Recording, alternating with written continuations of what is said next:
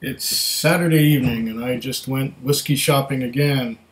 And I picked up three malts this week, one of which I had for the first time a long time ago, another one that I have had a different expression of the same whiskey, and another one that is from a distillery that had been mothballed for 20 years, and about 8 years ago they started distilling again, and I have some of their product.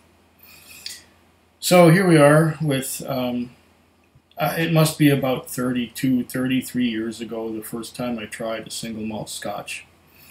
And that single malt scotch was Glenfiddich, because Glenfiddich was known.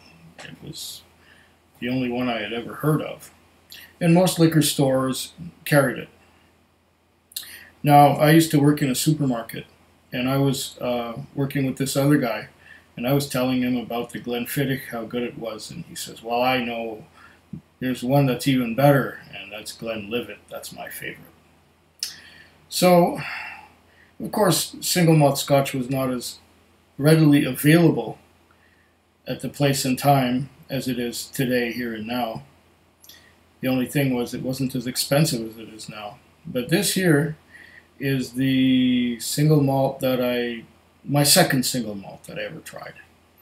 And I tried that about 30 years ago. So here it is. Of course you'll recognize this. It is the 12-year-old Glenlivet. I believe it's the largest selling single malt Scotch whiskey in the world at this time, or at least someone who recently reviewed it said so. And there's the thick cardboard box, very well crafted. This will stand up to just about anything. And another nice classy touch about the Glenlivet is it always comes with this special paper, and it's twisted up on the top. There's the bottle, pristine. The Glenlivet 12. Well, I haven't had any of this for a long time. I had another Glenlivet, the Nadura, which, in order to get the full benefit of that one, you got to mess around with water, and you got to add a drop and titrate, and just a little bit at a time to get exactly the effect you want. Some like that. I'm not the biggest fan of cask strength whiskey for that reason. I like my experience to come right out of the bottle, ready for me to enjoy, without too much fuss. Because in today's day and age, it's all about instant gratification, isn't it? Well, here we go. There's the cork. It's established 1824. And, you know, I did bring my reading glasses here, and I didn't do any reading yet, but I might as well. Let's pour some of this into a clean glass because the other one smelled horrible. I think I was drinking something peated out of it. Something most heavily peated. I forget what it was. I think it was a blend. Oh, yes, it was the Great King Street Glasgow blend. Oh, it didn't taste that peated when I was drinking it, but my gosh, the glass smelled terrible after a few hours. And here we are. It says, in 1824, George Smith established the distillery in the remote and wild location of Glenlivet. Here, he founded the perfect conditions. He found the perfect conditions to craft the definitive single malt whiskey. And the other side is in French. George Smith's definitive legacy, the single malt that started it all. The Glenlivet 12-year-old is perfectly balanced with a lively gold color and playful interlacing of floral and fruit aromas. This is a Speyside single malt. And here, it doesn't even say Speyside on it. You know, that's the funny thing, because it is a Speyside. No matter, here's what it says. George Smith was the first to produce a whiskey of such exceptional quality that it went to define the taste of Speyside. Ah, there's the Speyside. The definitive single malt inspired so many other distillers to adopt the appellation Glenlivet that in 1884 a legal agreement was reached to refer to it exclusively as the Glenlivet. George Smith, fut le premier à produire une whisky d'une qualité exceptionnelle, que celui-ci devient la définition même du goût de Speyside. And that's enough French. I'm not going to say any more French. I don't read French as well as I read in English. And I don't need these anymore because I can't see much. But you know that already. I've already poured me a little glass.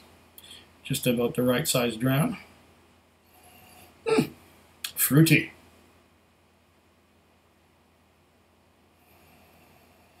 Fruity, fruity, fruity.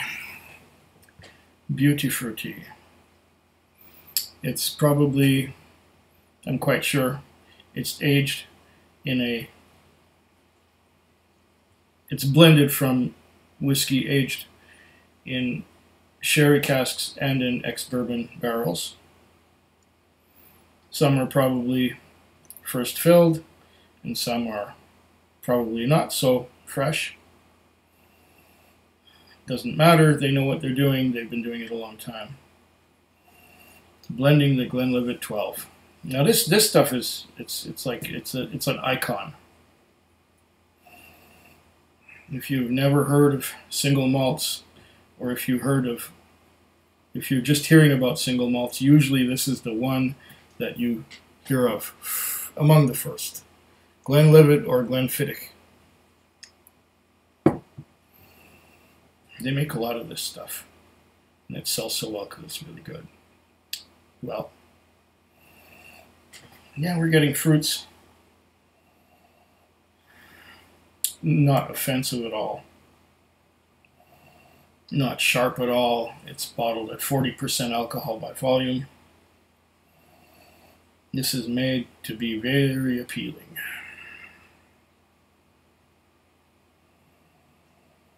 I'm getting a little bit of apple and cinnamon notes. Other indistinct fruity notes, like there might be some orange in there. Might even be a little bit of grapefruit. Might be some. I'm getting some berries as well. Hint of spice, but a lot of fruit. Orange, apple, pear. More orange and apple than pear, though.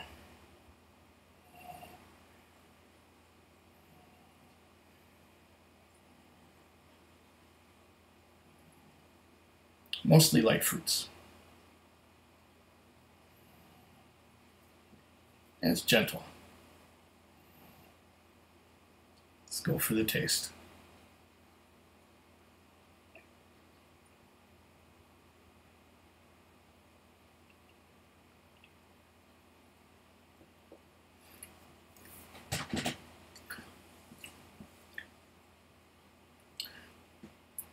Very fruity. Apple, orange. A little bit of spice. A little bit of pepper. Just a little bit of pepper. That's probably the pepper kind of taste that. Yeah, a little bit of pepper. White pepper, not cracked black. It's white pepper.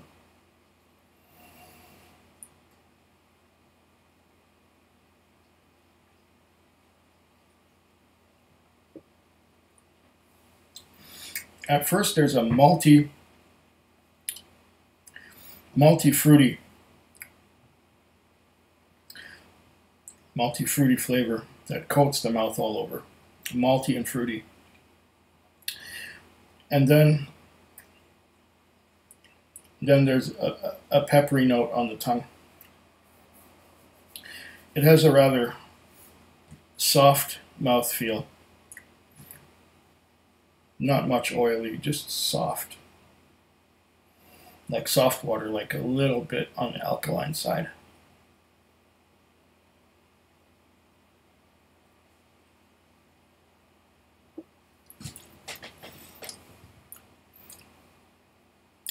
Yeah, and there's some cinnamon in there with the mouth-watering, very mouth-watering. There's a little bit of cinnamon in there with the pepper flavors.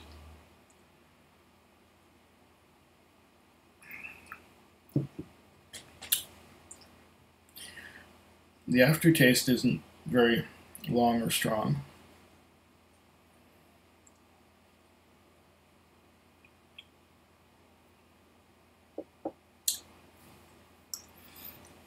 Oh, this is nice. Nice and sweet.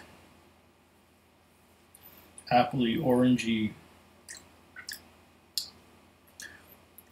Nothing too exotic here. It's straightforward. It's good stuff. You could do much, much worse. And this is why the Glenlivet 12 sells so well. And it's only $55 plus tax a bottle. So what does that work out to? $62 or something like that? For British Columbia prices, that's really good. And the danger is that, well, it drinks rather easily. There's nothing challenging about this one. There's nothing heavy or peaty. It's just a nice, pleasant, fruity, floral. Did I mention floral? Yeah, there's floral in there too. It's quite complex for a 12-year-old.